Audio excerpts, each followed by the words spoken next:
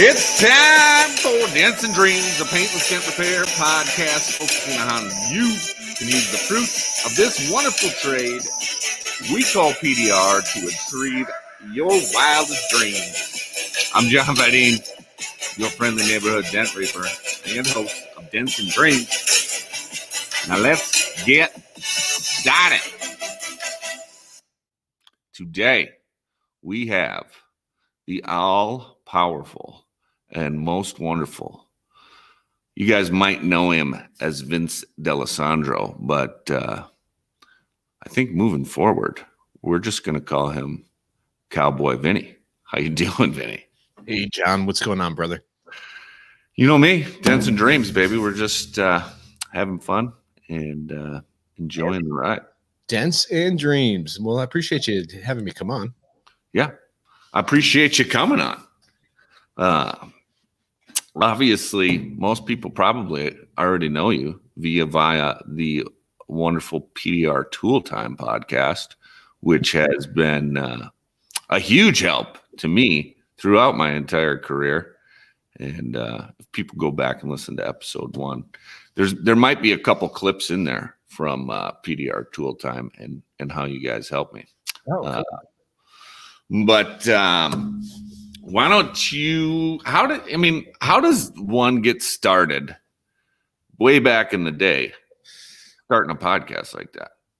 Starting a podcast like that. Okay. All right. Well, I've always been the guy like behind scenes. I've never really wanted to be, out in the forefront, the lead singer, so to speak. And, I was the bass player, just steady grooving man in the background. Right. And Mike Toledo had come to me probably 2 or 3 years prior to us starting it and said, "Hey, we need to do a podcast. We need to do a podcast." I'm like, no. I got nothing to talk about. I got nothing to share. And then PDR College came out with theirs. And he's like, "See, we should have started a podcast." And we're like, "Okay, well, let's give it a shot." And at the time, Hailey and Mike were just getting rolling with their whole dent trainer stuff and being partners together in business. And we were friendly with Daniel Grom. Like, "Hey, let's just make a PDR Tool Time. We'll talk about tools. It's something that we like." And we did a drunk tool review at MTE. Jeez, that was probably 4 or 5 years ago now. And that's what kicked it off. And we have, in 4 years, we've only missed 2 episodes in 4 years. And that's really how it started. Man, that is impressive. 2 episodes in 4 years. We'll see if we can last this long. And in 3 episodes, I haven't missed an episode, so we're doing good already. Yeah, you're yeah, I do, and I do remember those drunk tool reviews. It was classic, and it's grown to an out of hand situation the last couple MTE. Yeah. The last 2 were not of our drunk tool reviews. Gotten a little backlash from that. Last year was a shit show.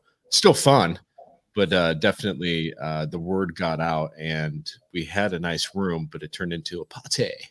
Yeah, yep. Good times had by all, though. Yeah, good times. I think that's where we spread the initial convention flu around.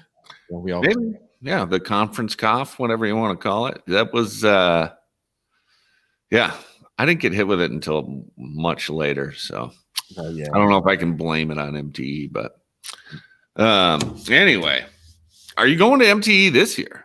Absolutely, unless they tell me otherwise. If it's shutting down, then we're not going, but otherwise I will be there. I'm going to do a seminar on Thursday on the IMI and on scanning technology, which is vitally important nowadays, and going to get more important with position statements and all that BS that we're going to have to do to make sure that we're doing the repairs properly.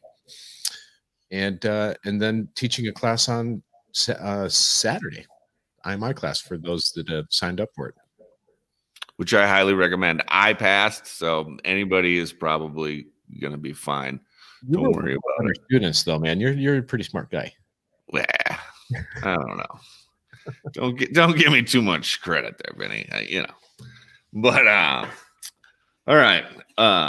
Anyway, so right now you're working for Anson. How do you go from full-time PDR tech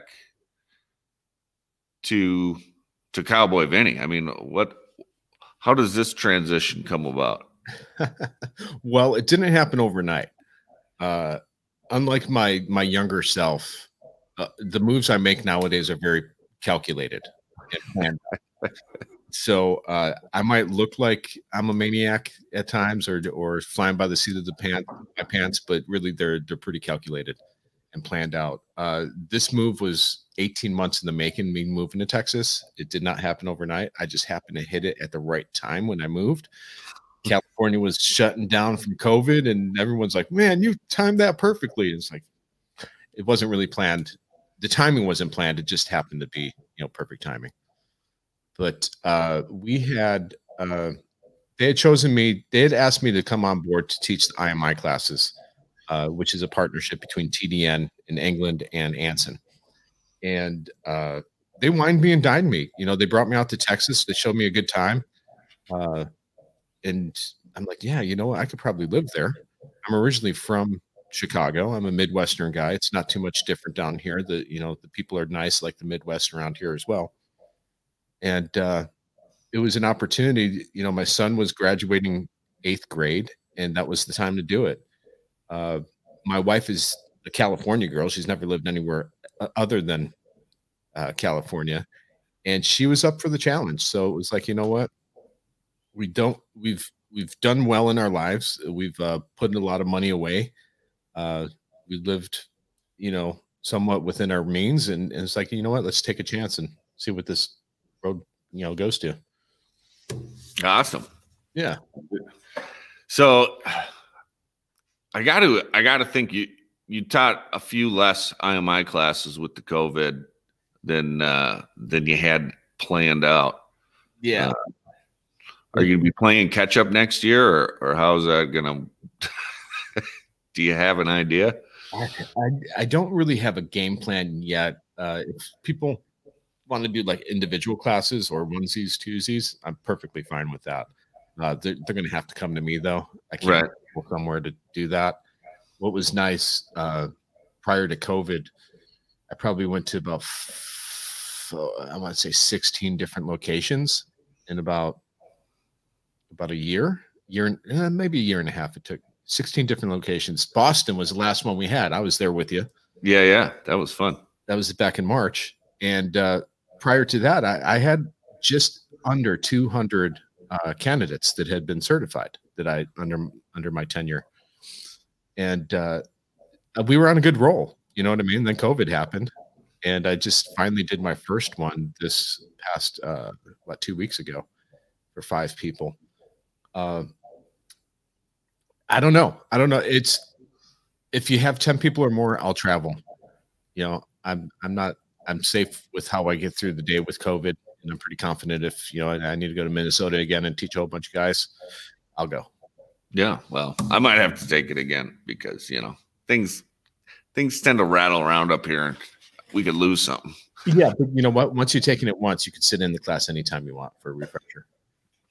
So, jackpot. Yeah, good to know. Yeah. I gotta tell you, I'm a little jealous though, because that does sound like fun.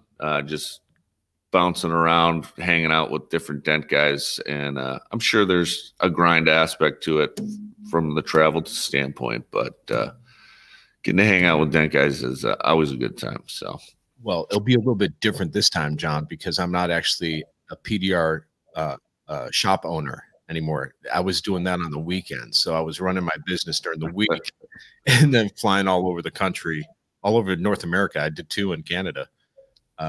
It was a little bit of an ass whip, but now I'm just strictly with Anson. So if I need to go, I go. It's no big deal. Jackpot. Yeah. Super cool. Well, what do we got here? Let's move on to the tools. What's one PDR tool you're loving right now? Oh man, one tool that I love right now. Well, I'm not fixing a whole bunch of dents, but I am messing around a lot at the shop and coaching customers that come in and stuff like that.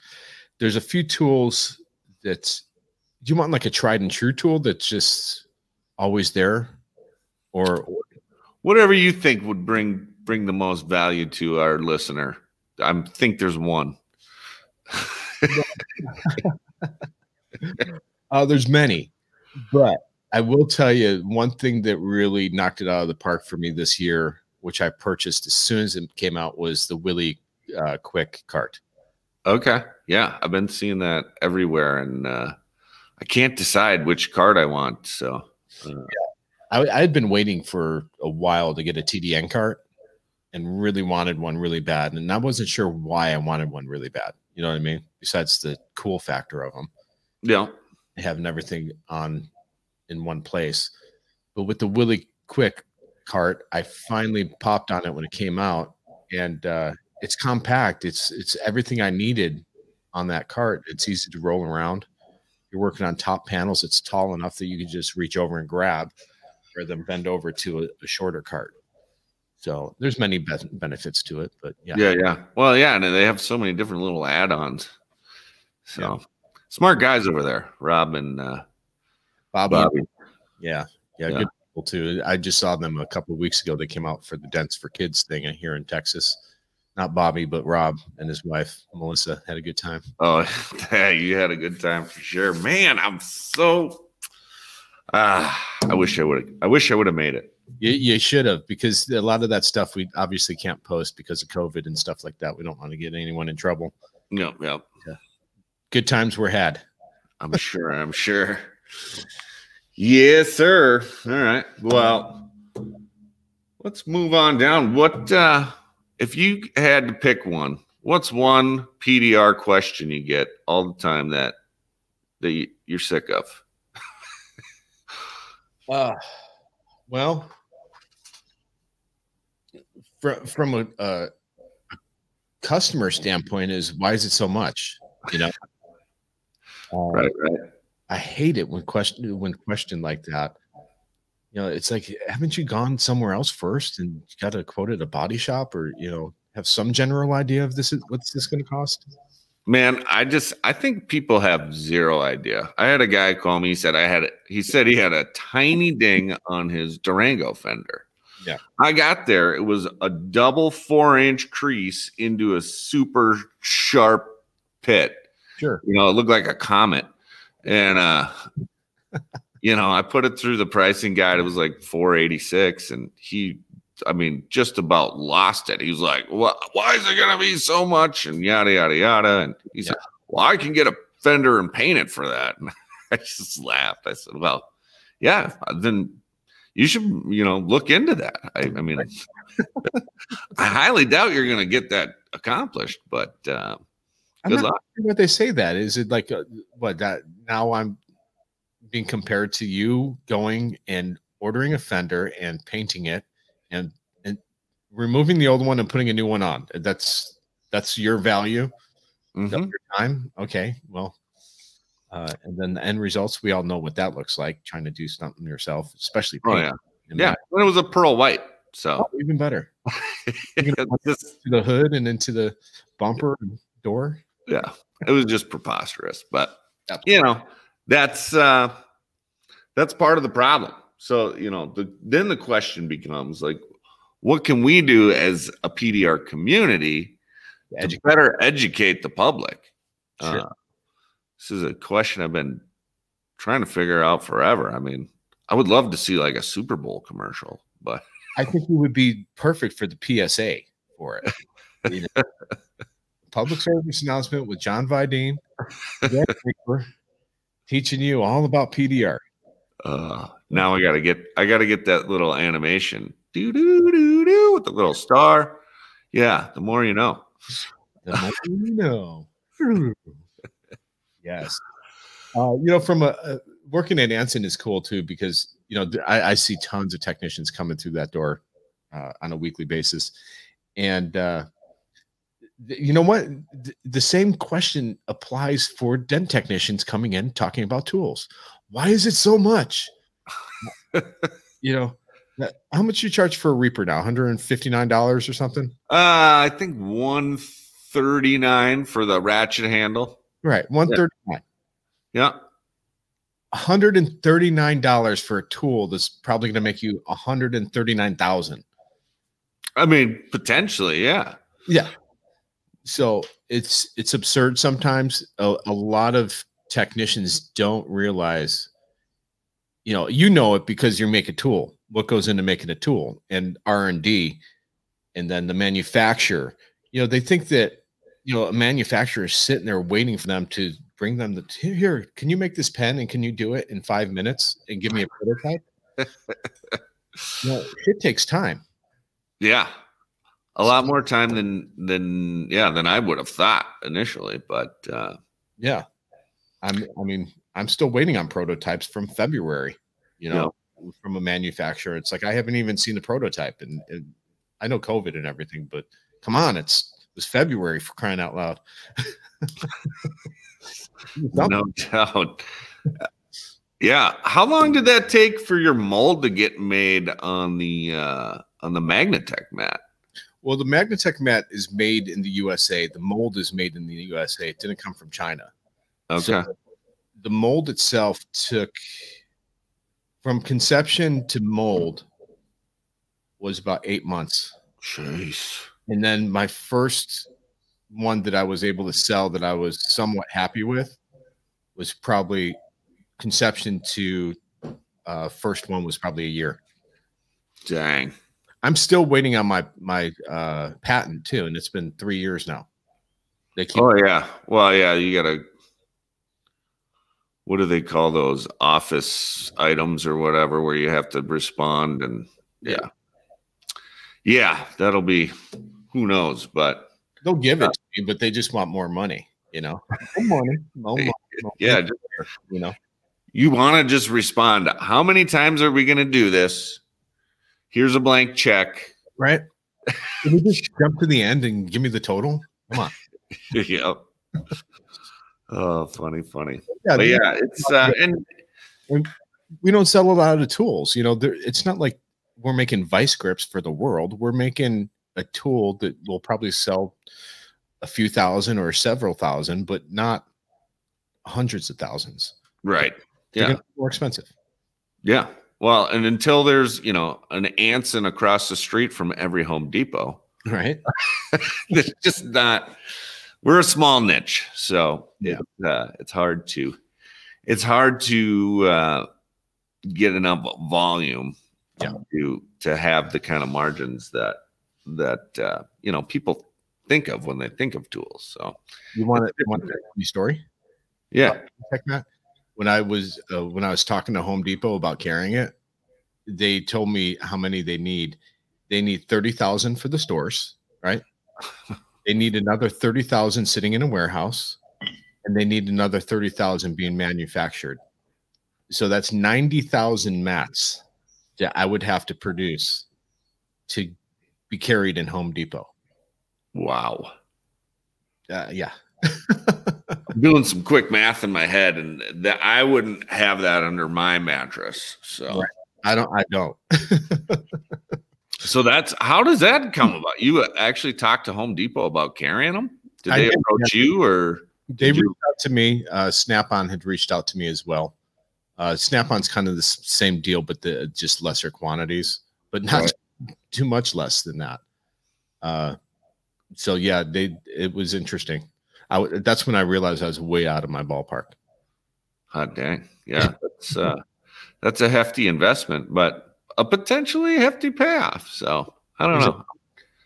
I'm sure you'll figure. So what are you going to do? Are you going to just slow growth it, or are you going to end up with a Snap-on or a Home Depot type of distribution model, or what's the dream there? The dream would be to be bought out by one of those. Okay. This bad part about that is it'll probably be made overseas in China or something like that, where they could pump them out. But it's not an easy build. That's why I haven't really been copied yet. It's a very difficult build, and I know you bought a few for Christmas. I appreciate you buying those. I forgot to reach out and thank you for that. I think you did actually reach out and thank me. But okay. yeah, I just finished the shop here, so I needed to have a couple extras around. Nice. Very cool. Yeah, love that thing. I mean, it's nice to have. I mean, like taking off a hood by yourself or something like that. You can put one in each corner. Yeah. And then, obviously I like to put them on the roof or the windshield when I'm working the roof and just have all my tools that I need there. Yeah. It's funny. I get a bunch of, oddly enough, I get a bunch of gun owners and gunsmiths buying them, but I get a bunch of drone operators, the competition drone. You see it on ESPN or something where they're flying through. Yeah. They go through those little, it's like the Star Wars run. Yeah. They're going through the hoops and stuff. Yeah. I get a bunch of those guys buying it. I guess, tiny little screws or whatever. Yeah. Makes sense. Yeah, it does make sense. So it's crossing over to different markets. It's a good thing. Yeah. More markets is better. Yeah. What market could I cross the dent reaper over to? I don't know. Sprinkler guys to, turn the sprinklers on. I don't know. I'm thinking like a mob enforcer, something like that. Yeah. Oh, snap. Yeah. Oh, that's so funny. So, man, what do we got? Let's go to the list here before I get myself in trouble. All right, one PDR, either a tech tip or a business tip that you would give to somebody just starting out. Just starting out. Man, what immediately comes to mind is don't undercut your prices just to get the work, because it'll kind of set the stage for how you're going to charge people in the future. I know that's one thing I ran into when I left Dent Wizard back in 2000. It's like I felt like I had to lower my prices to get work. And I got stuck in that rut for many years doing so. It wasn't until, coming on podcasts and listening to podcasts and listening to the other guys coming on our podcast, it's like, holy shit, I need to get with the times. And then Mobile Tech RX saved my ass. I mean, it was an instant, probably 40% increase in sales once I took on Mobile Tech RX. Yeah. That's a huge point. I mean,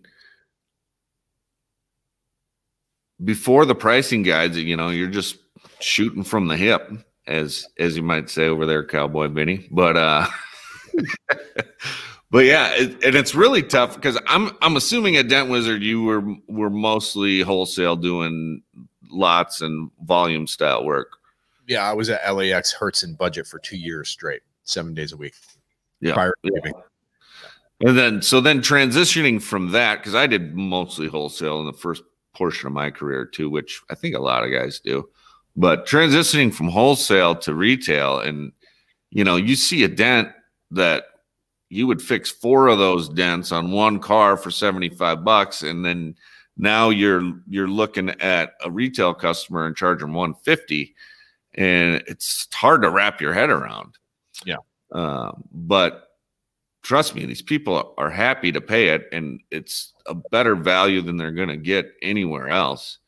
And I really learned through some hailstorms that we had here. I was still getting retail calls, and I would go out and, try to price myself out of the job because I had hail cars to tend to.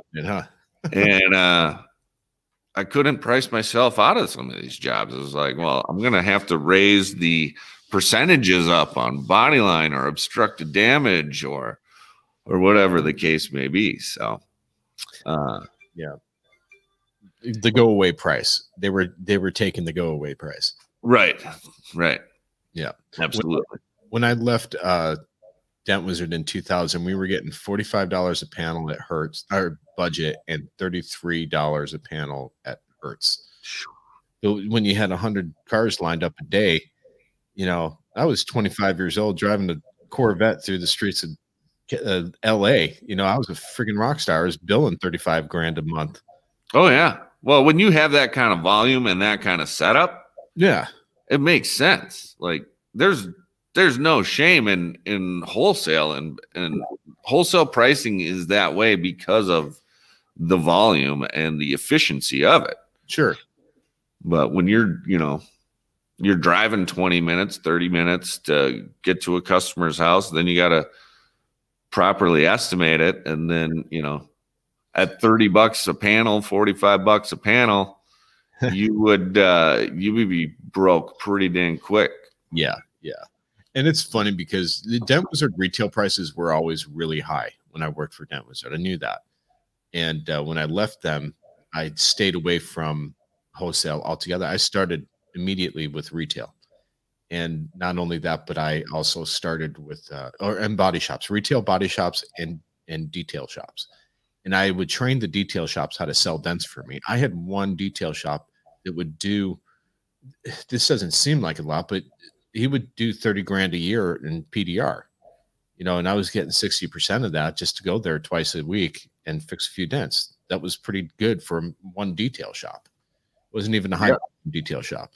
So training the service writers or you know, detail shops or body shop manager or the service writers and stuff like that, how to sell your product, how to sell you is really key.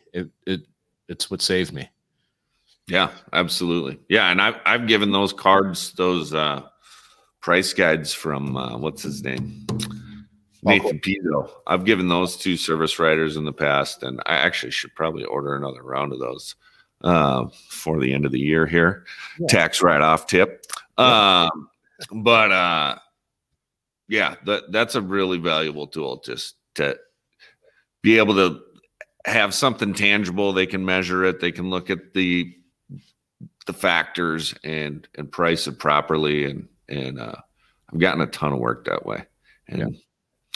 So when you left the Wiz, you went pretty much straight retail, but it sounds like you were mobile doing different body shops and stuff. When you transferred into your own shop, how did that go about? Did you have extra help? Was it all on your own? Were you constantly at the shop? How did that transition go? Well, I've always been really goal oriented, which we talked about, in trying to hit goals and stuff like that. And my goal was to be in a shop by the time I was 40, and I'm 46 now. So 6 years ago, when I got my shop, it was still a new trend in PDR that we were getting shops. There wasn't a lot of guys out there. Obviously, Daniel Grom and Don Kavanaugh. No, those guys have been around forever with their shops. But besides that, there might have been just a handful of shops throughout the country, you know.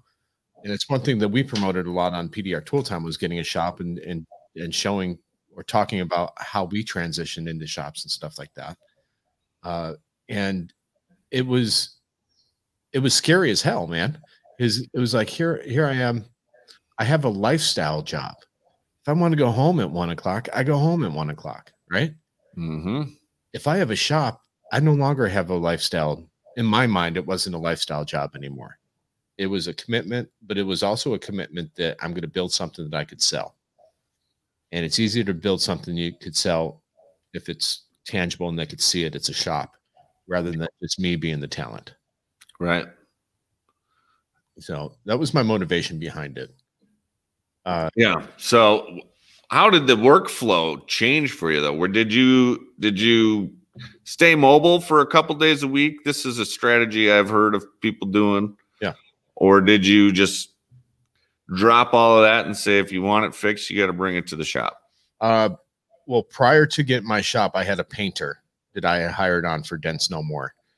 Mike was his name. He came on. He was doing bumper repair. We did a 60-40 split. Everything was good. And then I got the shop. So mobile, I would go Tuesdays and Thursdays. I hadn't worked a weekend in probably 15 years. I just don't want to work weekends. You know, my weekends are for my family. So I would make sure that Mike would be there on Tuesdays and Thursdays to talk to any walk-ins that came in. Yeah.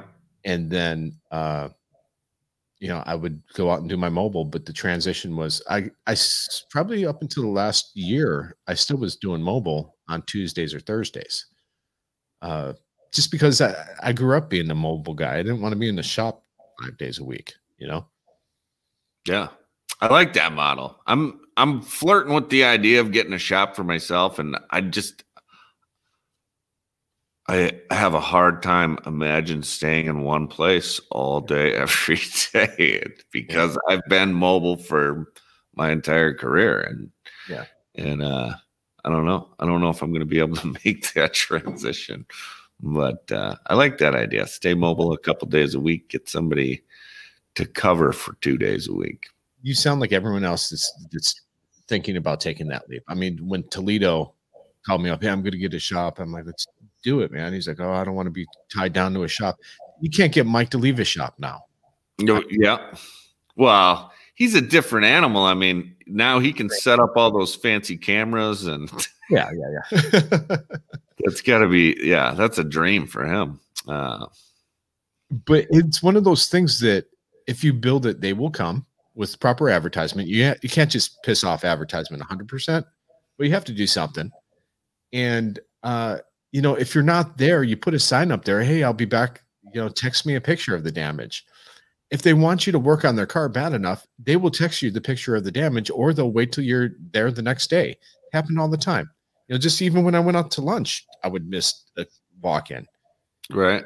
And they would either stick around or come back the next day. At the end of the day, it's just a dent in the car, right?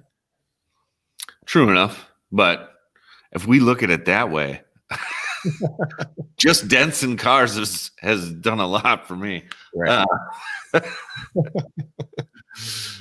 So, oh man, that's one thing that you learn when you move to Texas. They get you drinking Pedialyte. Pedialyte. Yeah. Did you have a rough evening? I didn't. I had like one little Texas mule with watching the movie last night, but it keeps you hydrated. Yeah, well, the electrolytes are good. Well, you're going to sweat in Texas, I would imagine, but not in December, right? No, I'm not sweating. It's a little bit chilly. It's nice. Probably 43 degrees out. It's beautiful. Yeah. Surprisingly, we're not going to have a white Christmas in Minnesota, and I can only remember like one or two my entire life that haven't been white Christmases. So global warming, man. Global warming.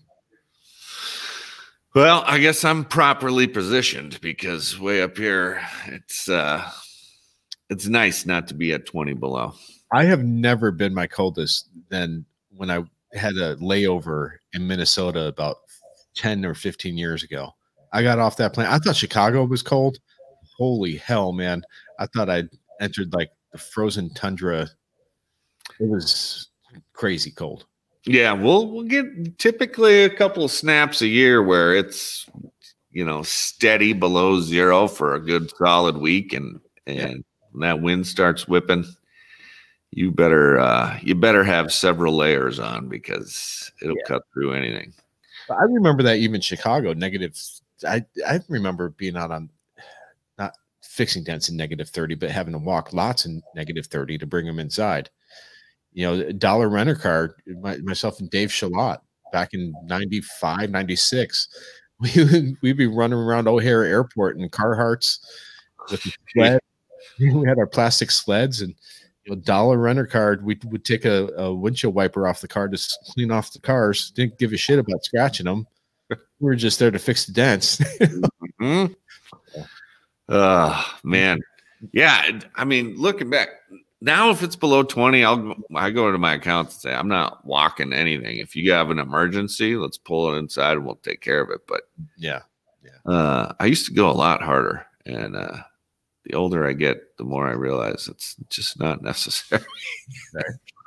And then the older you get, the more a shop seems pretty enticing as well. Yeah. Well, it's definitely top of mind for me. I don't know. I think it'll just have to be the right scenario. I think what I really want is to be able to buy the shop and own the real estate. Well, John Vidine needs to buy the shop and lease it to Gray Duck Dent. That's how you do that. Okay. So, Gray Duck Dent pays John Vidine to lease out that spot.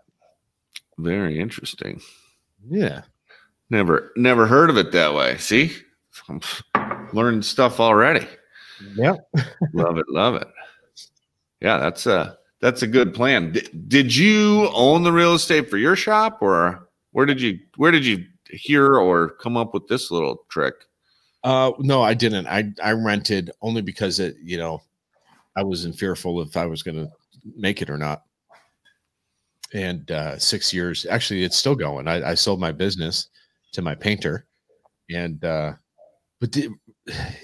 when you're out in California, it's a different animal. I mean, rent or buying stuff out there is outrageously priced.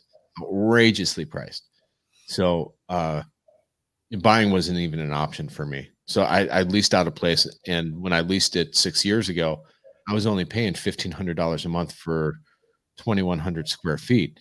So when I left, I think it's up to, I think we were paying $1,650 or $1,680 a month. That's nothing. That's unheard of. Super cheap. Super cheap. So way cheaper than I can get here. Yeah. So, and that's in Orange County, right off of 2 major freeways next to John Wayne Airport, Newport Beach, everything. So we weren't going to give that up. Yeah, that's a slamming deal. Holy moly. Yeah. I mean, everything I'm looking at, this is the crux of it. So if I'm going to buy a shop, basically the down payment I need for that, I could almost pay off my house with.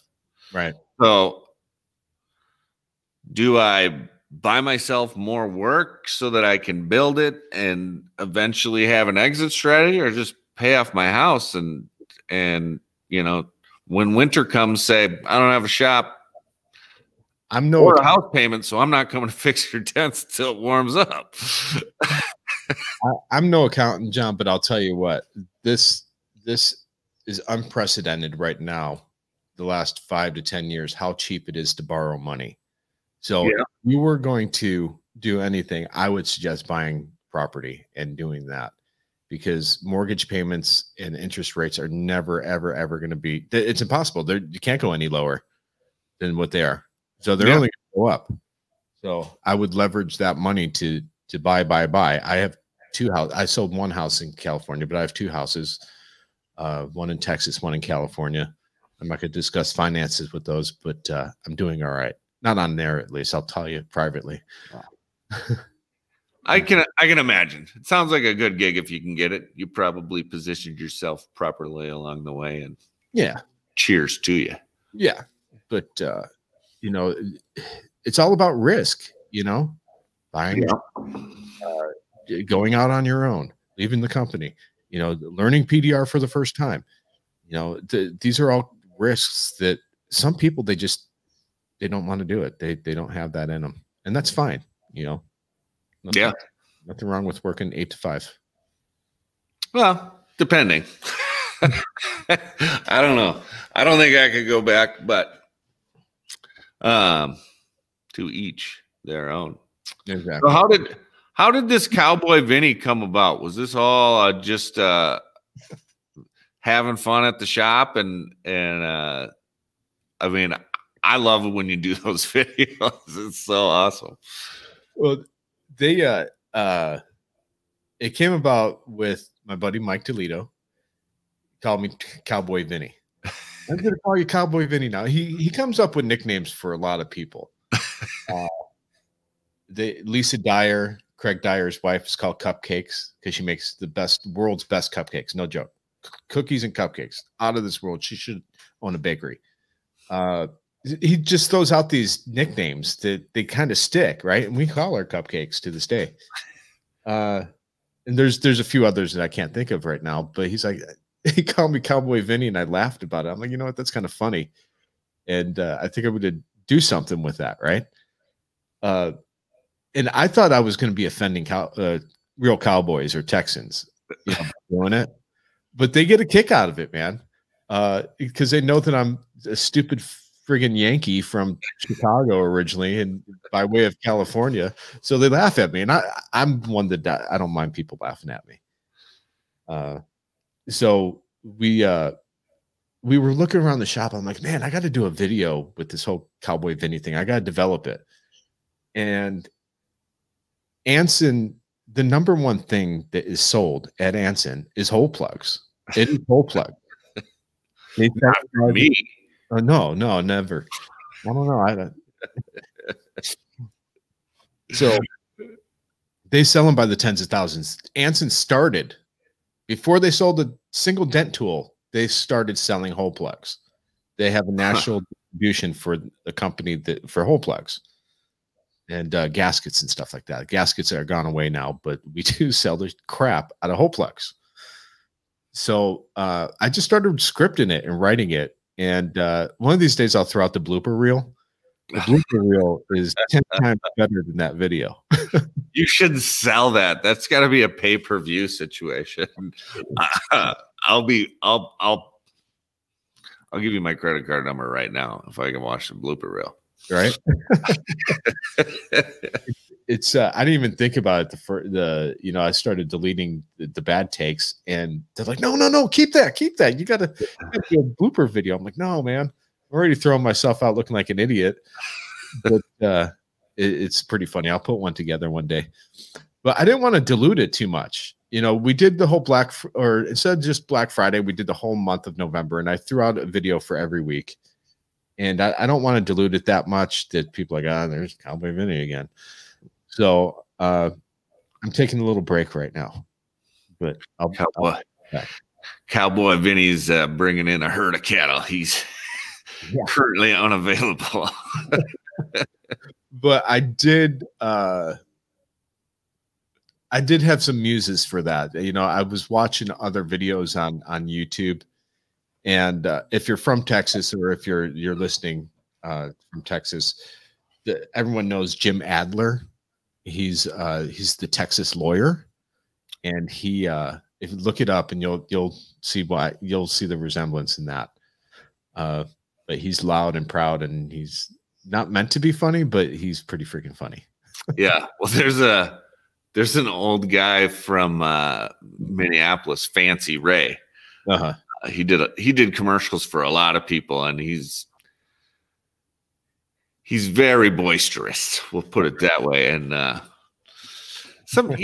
your Cowboy Vinny videos, they got a twinge of Fancy Ray in them. So maybe YouTube that. Maybe you'll get some inspiration.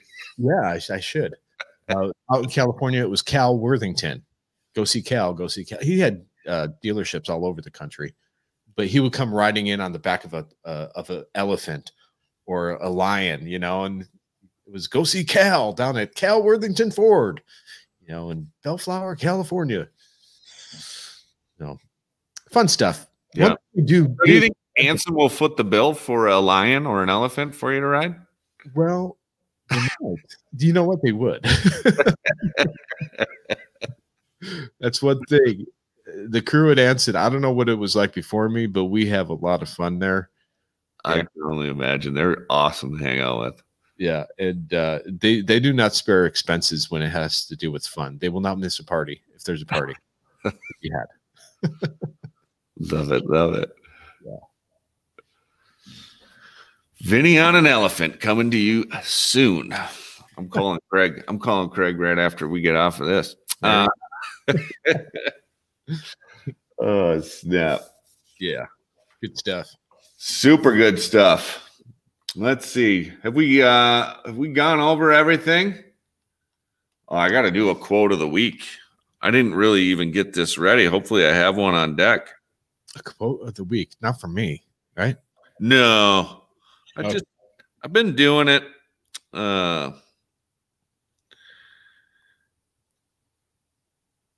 What I want to say is I appreciate you doing this, and having a podcast. It's not easy work, doing them. But I will tell you, if any piece of advice is to just be consistent with it, because that's one thing that has made PDR Tool Time successful all these years is being consistent.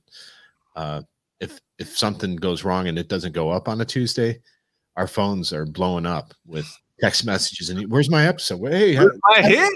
I need my PDR Tool Time hit. Yeah. So even though sometimes it's not always riveting content every week, we're there every week regardless. Yeah, absolutely. That is one thing I've noticed, and one reason I decided to not do a live show. Just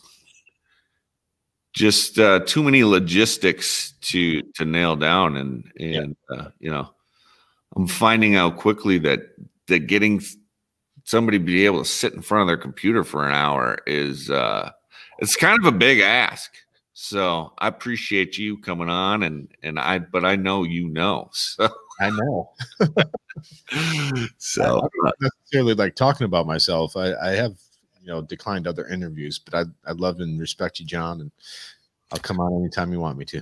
Hey man, if I didn't say it earlier, I really, in episode 1, there was that moment where I played, like, I've saved this forever. The first time in episode 125 that you talked about the Dent Reaper, like, I can remember I had to pull over, Vinny. I was fucking jumping up and down. It was a magic moment, and I was just like, holy crap. My Facebook went crazy. The website wasn't quite dialed in, so I had to get everything set up properly. And yeah, I mean, I don't know how it would have grown without that, but I do know that it went bonkers after that. So it's a much appreciated shout out there. And yeah, well, Dents Dreams, man. Dents Dreams. Yes, sir. Not only that, but it's a great tool. That your Dent Reapers have made me a lot of money. And they're great. They're absolutely great. Well, shucks, I appreciate you saying so, Vinny. Yeah. All right. Oh, here's a good one. Okay. So here's the quote of the week. Never give up on a dream just because of the time it will take to accomplish. The time will pass anyway. Wow. Who said that, Yoda? Earl Nightingale. Oh, okay. If you're familiar with him, he's got some interesting books out there. But I guess that goes back to like you were saying with waiting on these patent office items and waiting on the molds and waiting on the this and the that. I mean, I've got several tools in R&D, and you got to be patient and you got to push through, and good things will happen. Yeah, you're absolutely right. And one of the guys that I looked up to prior to moving out here is Craig Dyer. He's very patient man, and very. We actually, here's a funny story. He hates me telling you this, but I'm going to tell it anyways. We those wristbands that they used to wear. What would Jesus do? Yeah, what would Craig do, right? Because he is so even keeled and slow moving all the time. Yet he runs on a different time, like the rest of the world, than the rest of the world. Yet he gets everything accomplished and done without the stress of like what I'm used to, running around doing everything and doing this, and I got to do that and this and this. He sits there with his notepad, writes everything down he needs to do for the day, and just boom, boom, boom, checks it off. And he's always happy, And one of the things is when we're driving, if you're ever in the car with Craig Dyer, plan on it being probably about 10 to 15 minutes longer than it has to be, maybe an hour. Like I drove up to A1 Tools with them, and I'm like, holy hell, are we ever going to get there and back? Semis are flying past us, 100 miles an hour. It felt like 100 because we were only going 20 in the 65 zone. He's on his own time. And being from LA, we drive like idiots out here in Texas. People drive like idiots in Texas anyways. But we added a different aspect to it. And so we have, myself and my wife, we say, what would Craig do right now? We need to slow down. So, WWCD. Maybe that's the merch item for MTE this year. Right? WWCD. Love it. Yeah, I could see that. He's definitely an even keeled guy, and but yeah, if you're taking steps in the right direction, You know, it doesn't matter how slow if you just keep taking them. So yeah, it's going to happen. Well, super duper. Anything I missed, Vinny? Geez, not really. I got nothing to promote. You know, everyone knows I have a mat out there. You could buy it anywhere, pretty much. You don't have to buy it from my website. You can buy it from a retailer. Keep on watching and liking my cowboy videos when they come out. Full time when you're not listening to John. That's about it. Yeah, listen to PDR Tool Time first, then Dents Dreams. I mean, that's the order I would go. But I'm just one guy here. But I think a lot of people would agree. But yeah, listen to the show, watch the videos, and Vinny's a great dude. If you need to learn about hybrids, electric cars, get them into your shop, get a group of guys together, and you'll all be smarter for it. So, man, really, really appreciate you doing this. And anytime, John. Say thank you much. And everybody go out there and live your dream. Let's do it. Yeah. Thanks again, Vinny. Hey, Merry Christmas.